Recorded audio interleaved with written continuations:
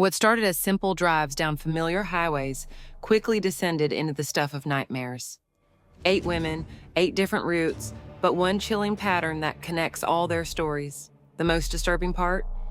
These events could have happened to anyone. Stay tuned to discover how close these survivors came to becoming statistics.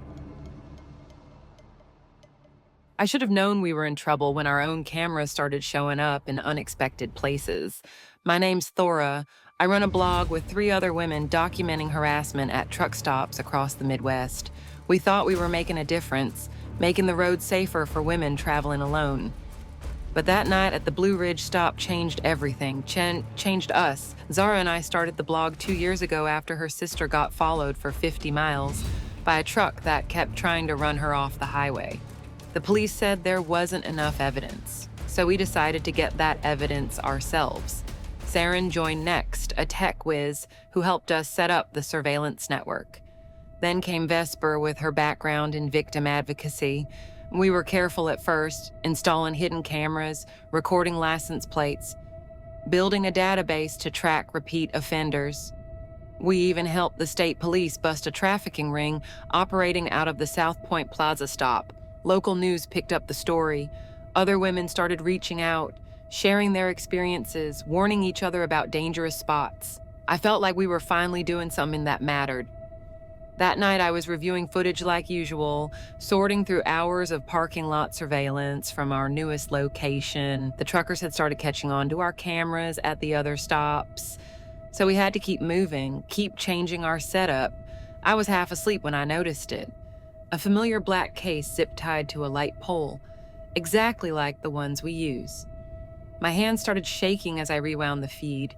A figure in dark clothes had mounted it there at 3 a.m. They knew exactly where to point it, directly at our usual observation spot. I called Zara right away. "Someone's watching us watching them." She was quiet for a moment. "Check the other locations." My stomach dropped. I pulled up feeds from the other stops. 3 more cameras, all perfectly positioned to track our movements. The timestamps showed they'd been installed within hours of each other, and someone had been following us, learning our patterns, studying how we worked. My phone buzzed, a text from an unknown number. "Nice setup you've got. Mind if I borrow your techniques?" I felt sick. We'd been so focused on protecting others, we never considered who might be watching us. I tried calling Saren and Vesper straight to voicemail. Another message came through. "Your friends are busy right now, but don't worry, I'm keeping an eye on them." Attached was a photo of Saren leaving her apartment, timestamped 10 minutes ago, then one of Vesper at the grocery store. Zara's voice came through shaky on the phone. "Liddy, someone's here in the parking lot. They're about..." The call cut off. My screen lit up with a new message. "Your friend's got a nice camera. Think I'll hold on to it for now." I called the police, but what could I say? We were the ones installing surveillance equipment without permits, running background checks without authorization, building databases of personal information. Everything we'd done to protect women could be used against us. I could barely breathe as I drove to the truck stop, my headlights catching glimpses of empty rigs and darker shadows between them. The parking lot was deserted except for a few sleeping trucks. Zara's car sat alone under a flickering light. Driver's door open, her camera bag gone. My phone buzzed again. "You wanted to expose predators. Let's see how you like being prey." That was 2 weeks ago. We've taken down the blog, removed the cameras, filed police reports that went nowhere. Saren moved in with her parents. Vesper changed her number. Zara won't leave her apartment. But every few days, a new message arrives, always from a different number, always with a photo showing one of us going about our lives, proof that they're still out there, still watching. The worst part is not knowing who it is. A trucker we caught on camera? Someone connected to the trafficking ring, or maybe someone who was watching us long before we started watching them. I've started taking different routes home, checking my rearview mirror more often. But sometimes when I'm alone in my car at night, I swear I see camera lenses glinting in the dark, following me, documenting my every move, just like we did to them. We thought we were the watchers. Turns out we were just teaching the predators how to be better hunters. I used to think helping others through grief was my calling, my gift. That's what my husband Thaddeus always told me. Now I'm not so sure. My name is Callista Blackwood, and for the past decade I've been a grief counselor in a quiet Oregon town, until 6 months ago when they found Thaddeus's body at the bottom of Raven's Peak. The police called it a tragic hiking accident, but something never felt right about it. The way his belongings were scattered, the strange bruises they couldn't explain, and that weathered compass he always carried, missing. I threw myself into my work, trying to outrun the questions that haunted me.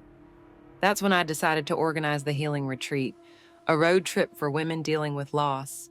Just 5 of us in total, an intimate group, that's what I told myself. I should have noticed the signs sooner. The application seemed perfect. Too perfect. Zelda Kavanaugh lost her brother in a hiking accident. Meredith Thorne, a pharmacist who'd recently transferred to our local drugstore. Octavia Wilcox owned a cabin near Raven's Peak. Cordelia Blackburn worked at Sentinel Insurance, and me. 5 strangers connected by grief, or so I thought. The first red flag came during our introductions at the Moonflower Rest Stop. Zelda mentioned her brother's accident, same trail as Thaddeus, same time of year.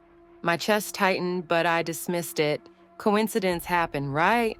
Then Meredith shared about her work. I remembered her face now. She'd filled Thaddeus's last prescription, the one that made him so dizzy the week before his death. The mounting tension made my hands shake as I gripped the steering wheel. Each woman's story started weaving together like a spider's web. Octavia's cabin, just a mile from where they found him. Cordelia's signature on insurance papers I'd never seen before. Their eyes in the rearview mirror felt different now. Watching, always watching. I started noticing other things too. The whispered conversations that stopped when I approached. The way they checked their phones at exactly the same times. How they seemed to communicate without words. Small things that seemed innocent at first, like how Zelda knew exactly which hiking trail Thaddeus had taken. Or how Meredith mentioned a detail about his medication that wasn't in his file. The breaking point came at the Twilight Pine Motel. I couldn't sleep, my mind racing with possibilities. The ice machine was down the hall. Through the thin walls, I heard them talking. Zelda's voice first. She hasn't figured it out yet. Then Meredith. The prescription should have been enough. Octavia's laugh. At least her husband went down easier. My heart pounding, I ran back to my room. The emergency exit beckoned at the end of the dimly lit hallway. I grabbed my phone and keys, left everything else behind. The night air hit my face as I sprinted across the parking lot. They must have heard me. Footsteps echoed on the asphalt, getting closer. I fumbled with the keys, dropped them, picked them up with shaking hand. The engine roared to life just as shadows appeared in my mirrors. Cordelia's face illuminated by the brake lights, twisted with something that wasn't grief at all. I drove until sunrise, until the mountain roads turned to highways, until I was sure no one was following.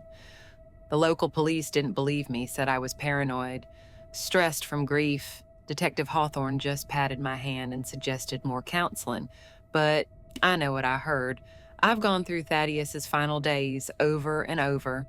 The hiking accident that wasn't an accident, the prescription that wasn't quite right, the insurance policy I never knew about, the cabin where it all happened.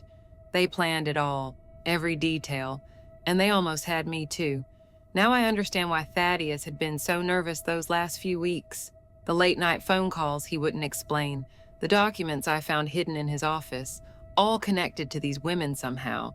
The strange symbol that appeared on both Zelda's necklace and Meredith's ring, a serpent eating its own tail.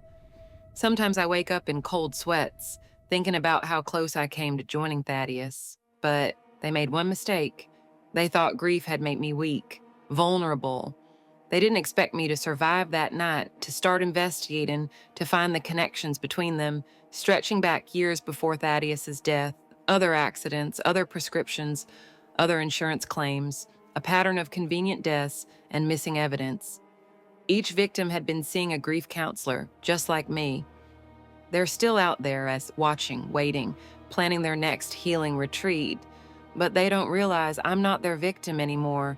I'm building my own web now, and this time, I'm the spider, Yesterday, I found Thaddeus's compass in Octavia's desk at the cabin.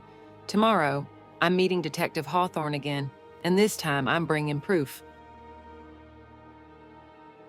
I still get chills when I think about that road trip, the way everything unfolded, like we were being pulled by invisible strings, right back into our past, into a darkness we thought we'd buried 10 years ago. The catalyst was Sarah's wedding invitation, a destination ceremony in California. I almost declined when I saw Megan and Rachel were driving cross country together. We hadn't all been in the same room since. That night, the night everything changed, but guilt won out. I told myself a decade was long enough to avoid them. We were different people now. I had a steady job in marketing, a cat named Luna, a life that felt normal, like I could pretend college was just a bad dream. That morning stands frozen in my memory. The sun barely rising, Rachel's red SUV idling in front of my house, Megan already in the passenger seat. They looked older, more polished, but something in their eyes hadn't changed, that haunted look we all shared. Rachel's greeting was stiff, perfunctory. The first few hours passed in awkward small talk, jobs, dating lives, Netflix recommendations. Anything to avoid talking about college, about the pact, about what we did in that basement. Then we hit Ohio, and the first text came through. All our phones buzzed at once. Unknown number. The message made my blood run cold. Words from our initiation night. When we thought we were just playing a game, my attempt at dismissing it as spam fell flat. My voice shook, because we all knew those words. They were from our initiation night, when we thought we were just playing a game. The next message arrived with a photo, the basement of our old sorority house. Dark shapes on the concrete floor, exactly like that night, the candles, the chalk circle, the blood. A threat followed, 20 minutes to reach the first stop, or Sarah would learn the truth. The rest stop felt like a tomb. Our phones glowed with another message, a riddle, just like during pledging, when we thought it was all just harmless fun. Megan's protest died in her throat when Rachel reminded her of the stakes, of what Sarah would do if she learned about her sister. The riddle led us to a small park. Behind the maintenance shed, a box inside. 3 black candles, a matchbook, the same items we used in our ritual when everything went wrong. More texts followed, each one pushing us closer to recreating that night, the night we crossed a line we could never uncross. We drove through Indiana, Illinois, Nebraska, each state bringing new instructions, new pieces of the past we'd tried to bury. Shadows started appearing in my peripheral vision, glimpses of dark cars following us. Maybe I was paranoid, maybe we all were, but the feeling of being watched, it never went away.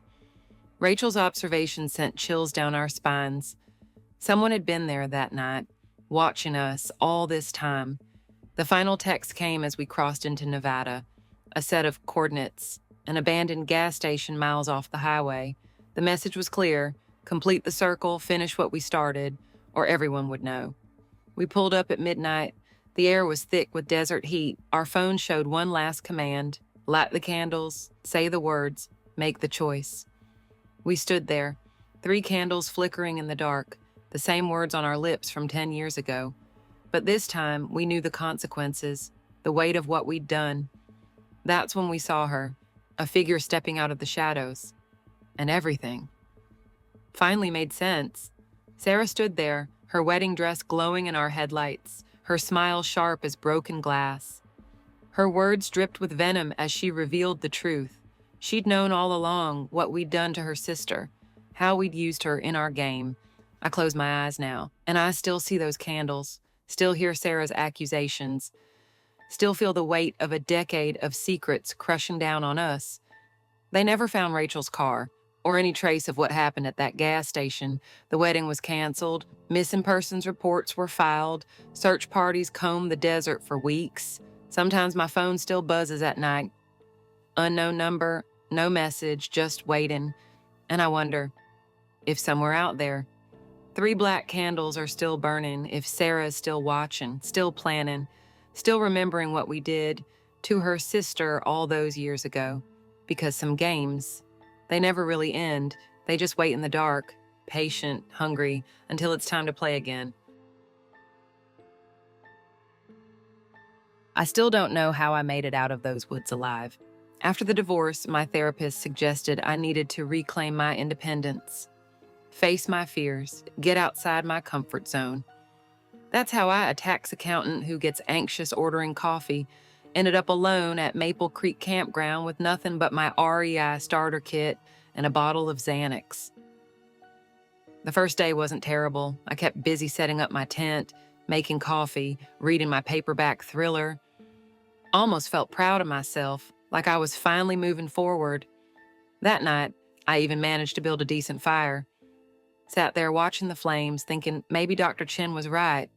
Maybe I could do this. Then I heard the whistle, 3 short notes, a pause, then 3 more, the same pattern from that night 15 years ago. My hand started shaking so hard I dropped my mug. Coffee splashed across my shoes, but I barely noticed. Because that whistle, that specific sequence, nobody knew about that except, no, he was locked up. It had to be a coincidence. I took a Xanax, tried to breathe like Dr. Woody taught me. In for 4, hold for 7, out for 8. But my heart wouldn't slow down. The shadows between the trees seemed darker somehow, more alive. Mom used to say I had an overactive imagination. When I was little, I'd wake her up almost every night, convinced there were monsters in my closet. After the fire, she stopped saying that, started looking at me different, like maybe she knew what really happened that night. I went to bed early, zipped myself into my sleeping bag, tried to convince myself I was being ridiculous. That's when I saw it, a small piece of paper folded neatly, tucked into the corner of my tent. My hands trembled as I opened it. 3 words in familiar handwriting. I forgive you. The world tilted sideways, the same handwriting that used to leave me notes in my lunchbox. Have a great day, little sis. You'll ace that test. Before everything went wrong. Before the fire that destroyed our family's restaurant, the one they said he started for the insurance money. I scrambled for my phone. No signal, of course, the ranger station was 2 miles away. I could make it, had to make it. I grabbed my flashlight and car keys, unzipped the tent, stepped out into the darkness, and froze. My breath caught, my heart pounding in my ears. There was a man, standing at the edge of my campsite, just watching. Katie, his voice was exactly the same. Did you think they'd keep me forever? That I wouldn't find out what really happened that night? I ran, branches whipped my face, rocks cut my feet through my thin sandals, but I couldn't stop, wouldn't stop. His footsteps followed steady, methodical, like he knew he didn't need to rush. 15 years, his voice came from somewhere behind me. I took the blame, went to prison, protected you, and you never visited, never wrote, just left me there.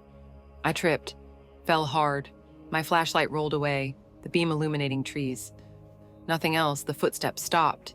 The silence pressed against my ears like cotton wool. But I understand now. His voice was closer.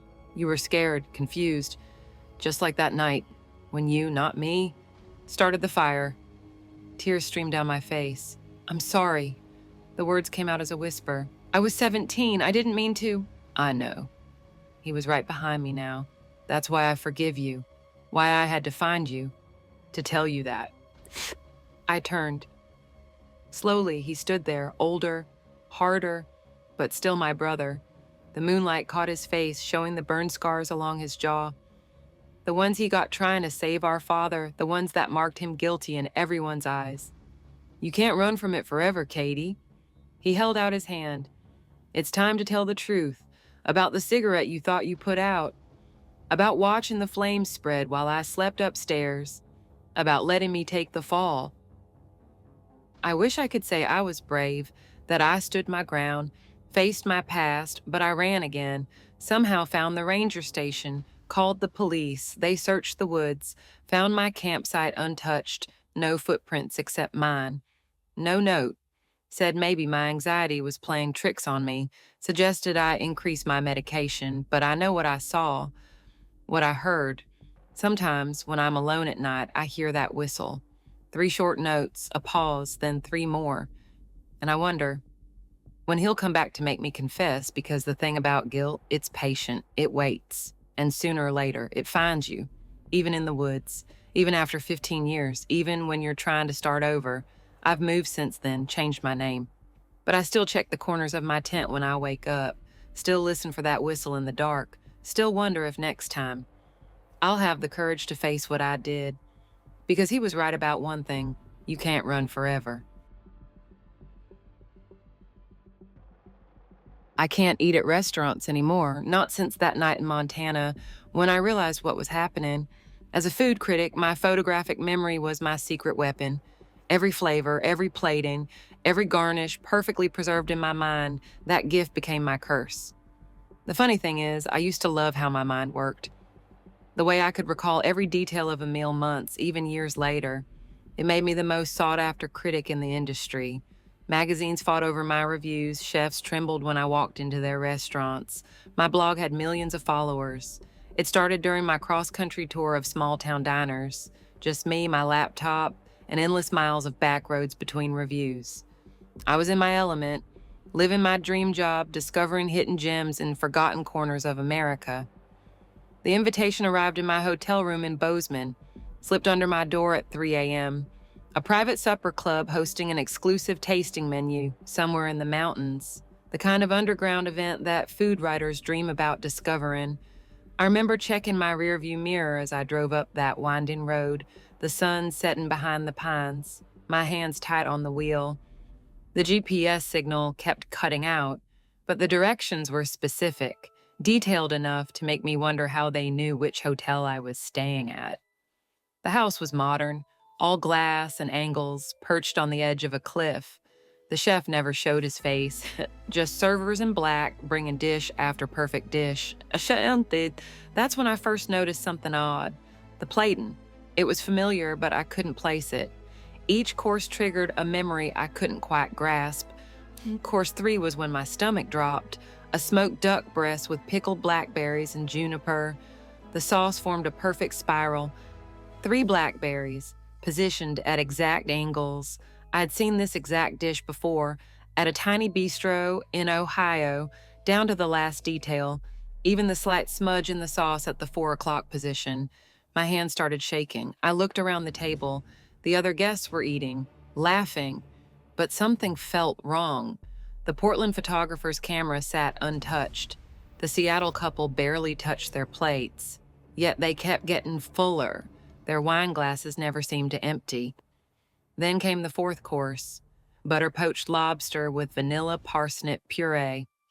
I had reviewed this dish in Maine 2 months ago, the same 3 dots of herb oil, the same precise arrangement of microgreens.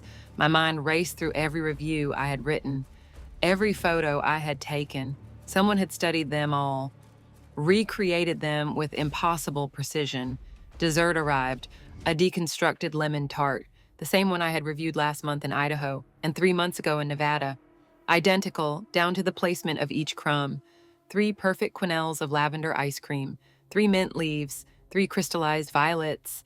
I pushed my chair back, made an excuse about getting some air. But as I stood, I saw it. Through the kitchen door, stacks of my published reviews. Photos, notes. Someone had been following my trail across the country, recreating every dish I had documented. My hands shook as I grabbed my phone. No signal, of course. The other guests kept eating, their movements mechanical, synchronized, like puppets on invisible strings. I told them I was going to my car for my allergy medication, walked calmly to the door, got in my car, and drove. Fast, breaking every speed limit until I hit the main road, my mind replaying every detail of that dinner, every perfect, impossible recreation. The next day, I called the police. They found the house empty, no evidence of a dinner party. The other guests were never found. Their identities, fake, their backgrounds, fabricated, just like the dishes they pretended to eat. Now I see those dishes everywhere, in random restaurants across the country. The exact same plating, the same garnishes, always in 3s. A message meant just for me. I've documented every sighting, built a map of where they appear. The pattern makes no sense unless you've driven every back road like I have, visited every small town. Each dish appears exactly 3 months after I reviewed the original, moving across the country in a spiral, getting closer. Someone is still out there, following my reviews, is recreating those meals, waiting, planning something I can't comprehend. I deleted my food blog, quit my critic job, moved across the country, changed my name, but they keep finding me. Last week, I ordered takeout, simple pasta from a corner shop, but when I opened the container, there it was, that familiar spiral of sauce, 3 basil leaves placed at exact angles.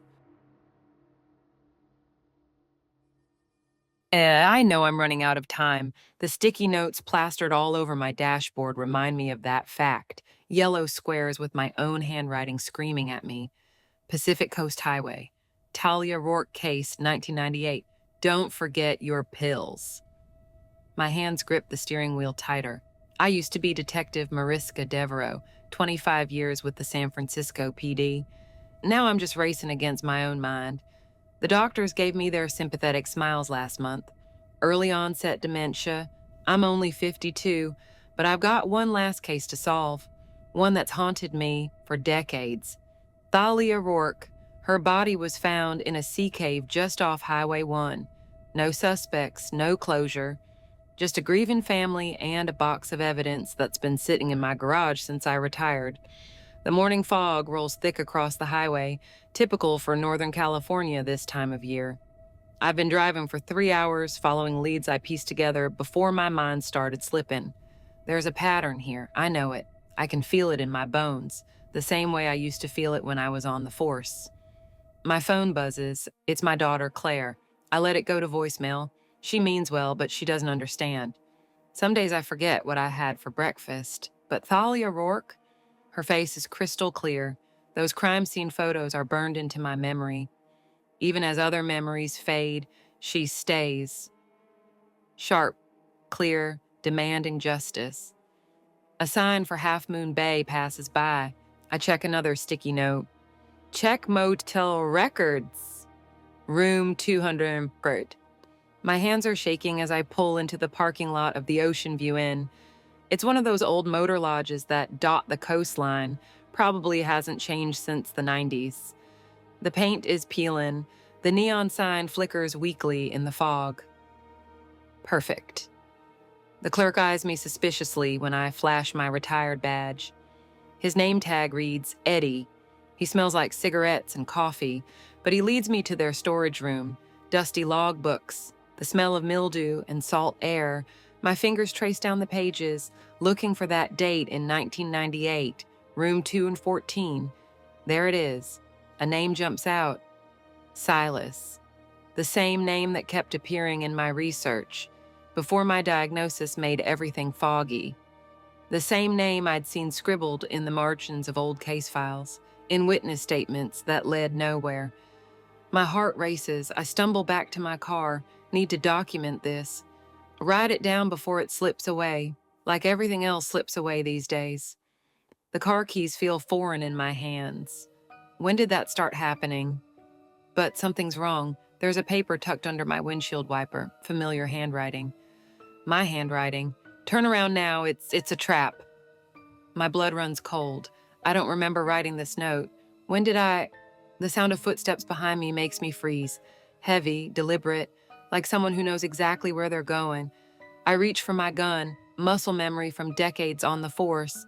But I retired that gun years ago, just like I retired my badge. Just like I should have retired this case. A man's voice, soft and amused, almost gentle, like he's speaking to a child. Detective Devereaux, I've been waiting 25 years for this moment. I turn, slowly. Silas stands there, older now, gray hair, but those eyes, I've seen them before, and in the background of old photos from the Thalia Rourke investigation, following me, watching, waiting, all these years.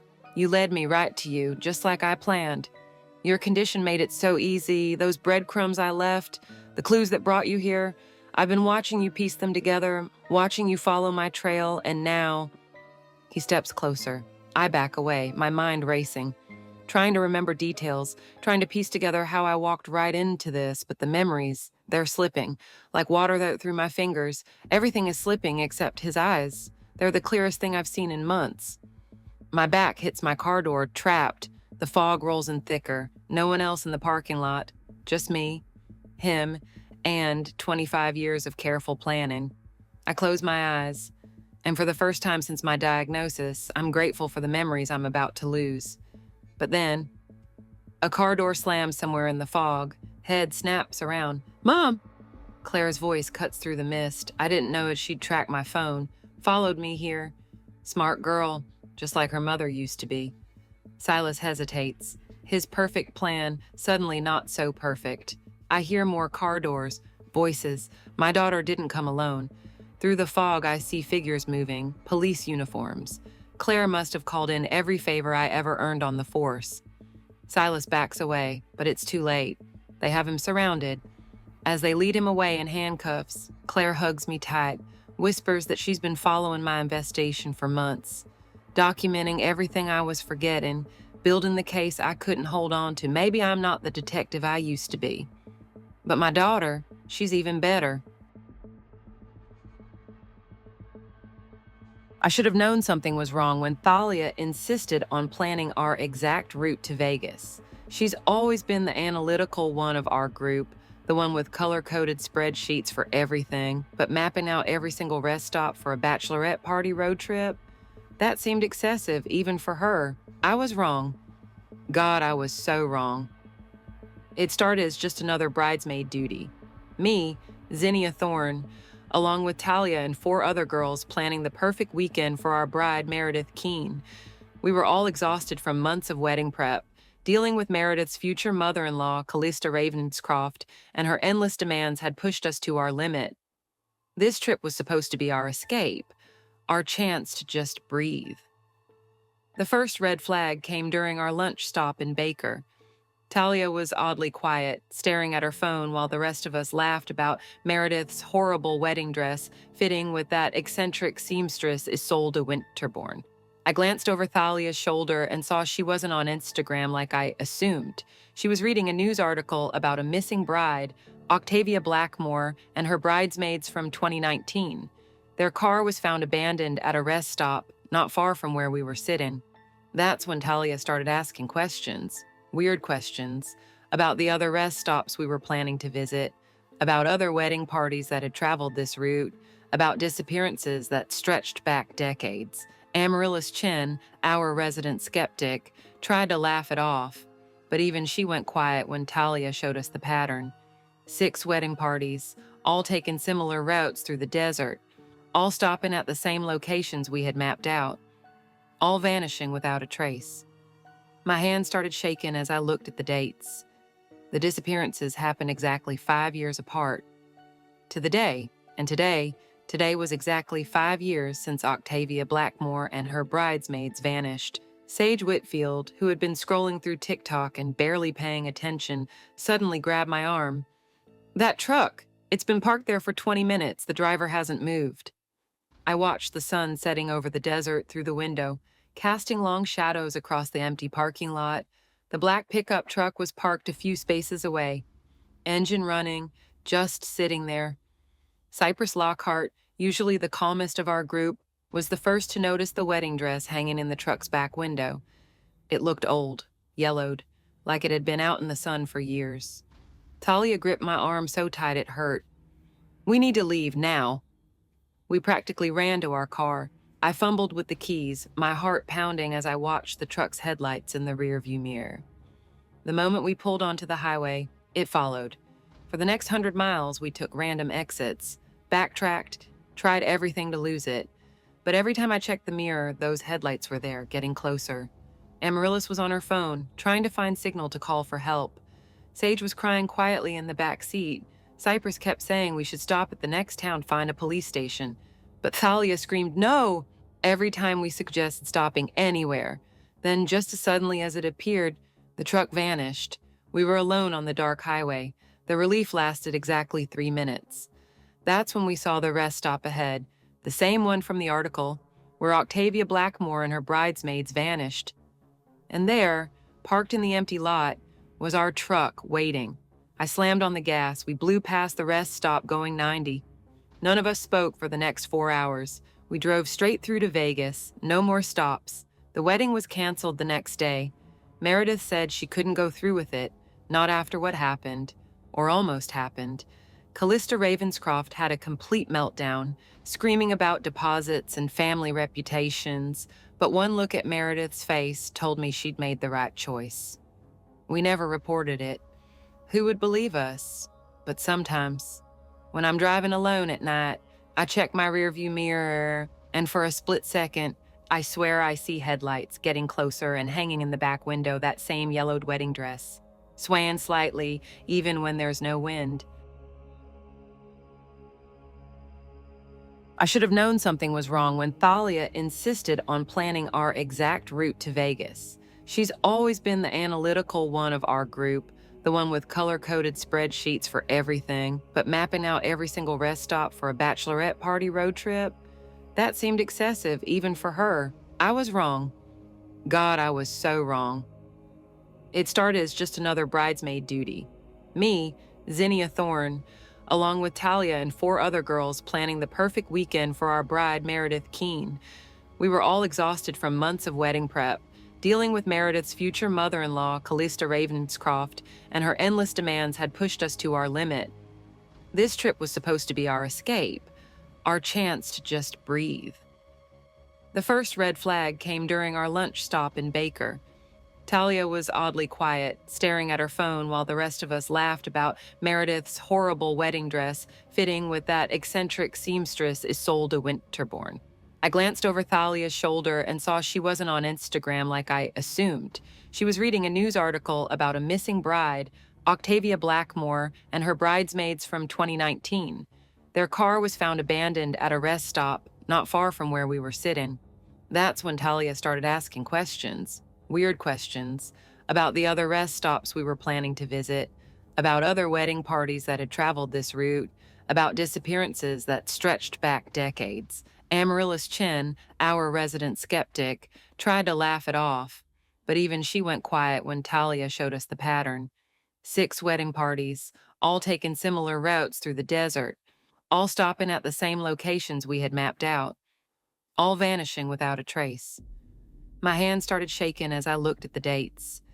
The disappearances happened exactly 5 years apart. To the day, and today was exactly 5 years since Octavia Blackmore and her bridesmaids vanished. Sage Whitfield, who had been scrolling through TikTok and barely paying attention, suddenly grabbed my arm. "That truck! It's been parked there for 20 minutes. The driver hasn't moved." I watched the sun setting over the desert through the window, casting long shadows across the empty parking lot. The black pickup truck was parked a few spaces away, engine running, just sitting there. Cypress Lockhart, usually the calmest of our group, was the first to notice the wedding dress hanging in the truck's back window. It looked old, yellowed, like it had been out in the sun for years. Talia gripped my arm so tight it hurt. "We need to leave now." We practically ran to our car. I fumbled with the keys, my heart pounding as I watched the truck's headlights in the rearview mirror. The moment we pulled onto the highway, it followed. For the next 100 miles, we took random exits, backtracked, tried everything to lose it. But every time I checked the mirror, those headlights were there, getting closer. Amaryllis was on her phone, trying to find signal to call for help. Sage was crying quietly in the back seat. Cypress kept saying we should stop at the next town, find a police station. But Thalia screamed, "No!" every time we suggested stopping anywhere. Then, just as suddenly as it appeared, the truck vanished. We were alone on the dark highway. The relief lasted exactly 3 minutes. That's when we saw the rest stop ahead, the same one from the article, where Octavia Blackmore and her bridesmaids vanished. And there, parked in the empty lot, was our truck waiting. I slammed on the gas. We blew past the rest stop going 90. None of us spoke for the next 4 hours. We drove straight through to Vegas, no more stops. The wedding was canceled the next day. Meredith said she couldn't go through with it, not after what happened, or almost happened. Callista Ravenscroft had a complete meltdown, screaming about deposits and family reputations, but one look at Meredith's face told me she'd made the right choice. We never reported it. Who would believe us? But sometimes, when I'm driving alone at night, I check my rearview mirror, and for a split second, I swear I see headlights getting closer and hanging in the back window that same yellowed wedding dress, swaying slightly even when there's no wind.